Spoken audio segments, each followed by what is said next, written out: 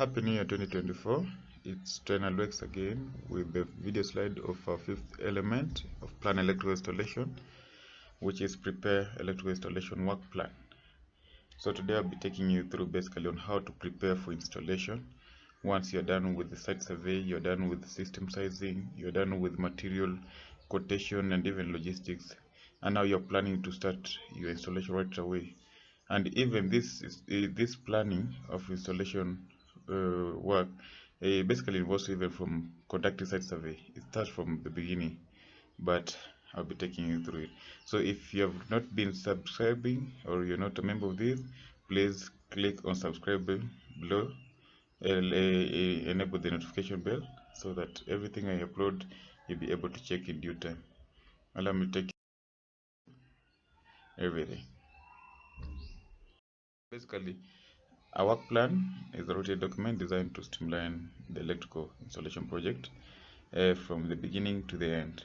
You're just arranging your activities in order and make sure that you stick to the order to the end. In this work plan, you will have a schedule which has durations, and you will also have to follow the design procedure that are there.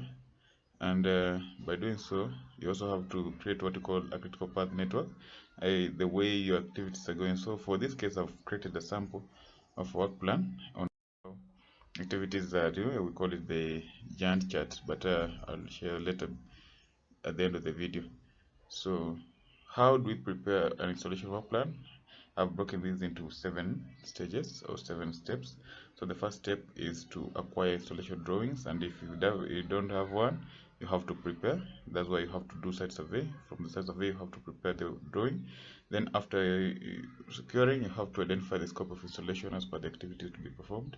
So if it's a new installation, if it's an installation on a pre-existing installation, or maybe you're just adding a new appliance, all that you'll have to plan based on the scope of installation.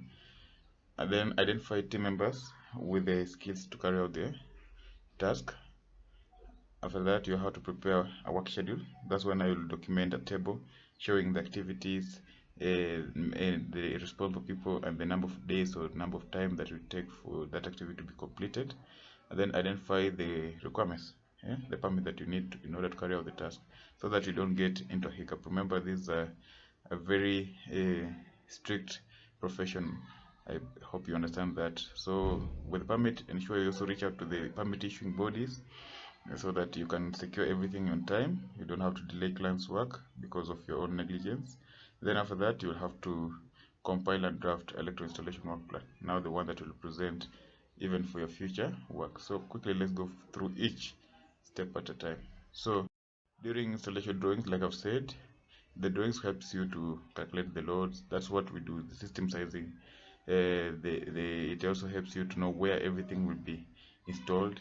So by doing that, it also helps you to know to plan accordingly for each task, depending with the nature of the project and how big the project is. So that's why you need to acquire drawings.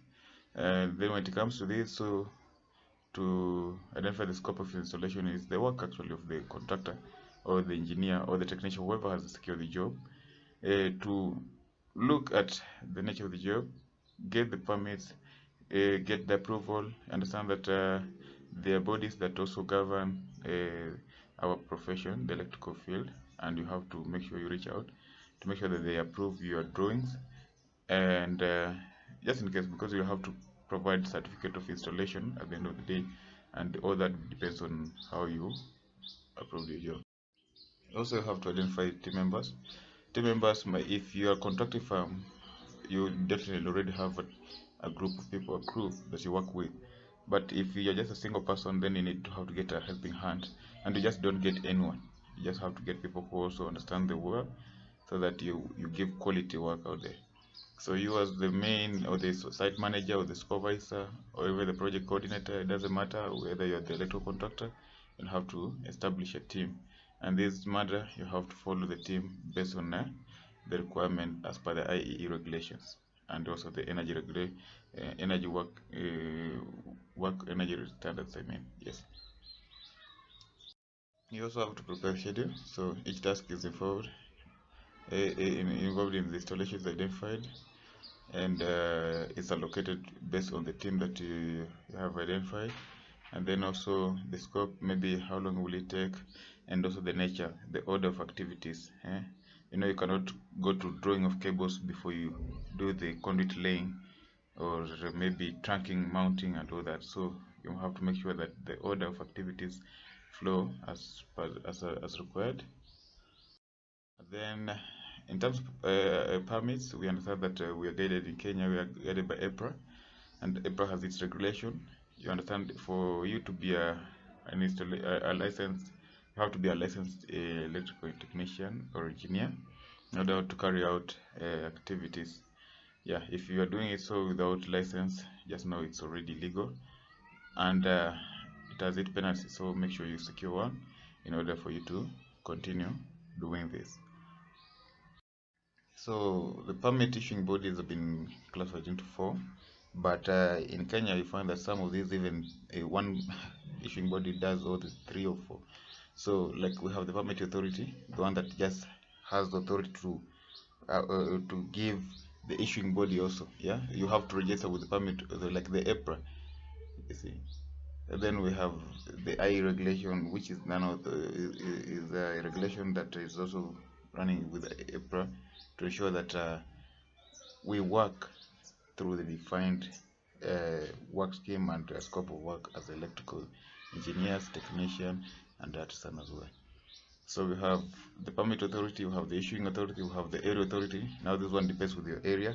If it's a municipality, if it's just a village, local in the all that. And we also have the performing authority. Now this one depends with where you're working.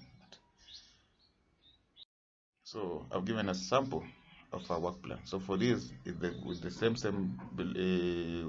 flow plan that you saw at the beginning of the video, this is the work plan I've scheduled for this. So if I was to carry out this, the project will run roughly on 21 days or a month, but I've scheduled into three categories: from the planning, then the performing, and then the testing, as well as the commissioning aspect, which is given into categories of: A is for planning phase, B is for performing installation phase, and C is for commissioning and handing over to the client.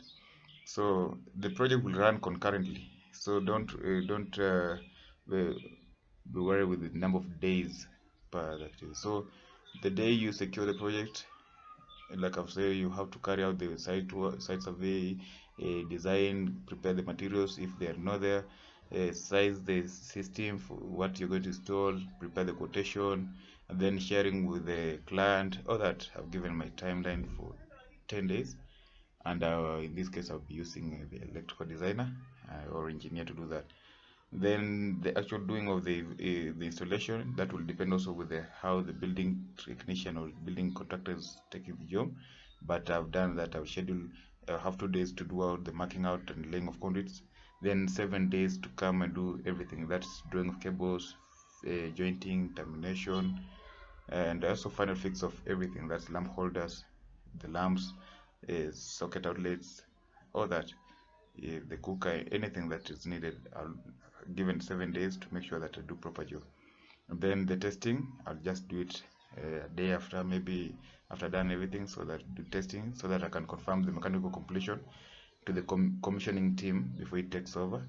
Also, commissioning team might also start early, as I still will continue with my installation. My commissioning team, because also electrical engineer or the technician will be taking part in the installation, and the designing will also be part of the commissioning team. So definitely it will start earlier. So 10 days, not much days as it is.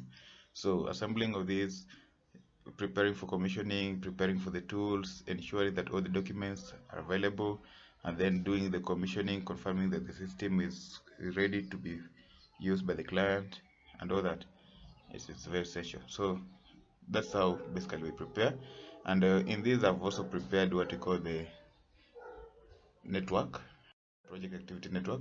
That's why you can see. So from the project start date to the project completion date, I've given out into three. You can see all the categories, all the activities slotted as A1, B1, and C1 starts the same day. So doesn't matter, and the order changes, but at the end of the day all the activities will be completed in due time as planned. Thank you for your time. Please don't forget to subscribe below, and see you again.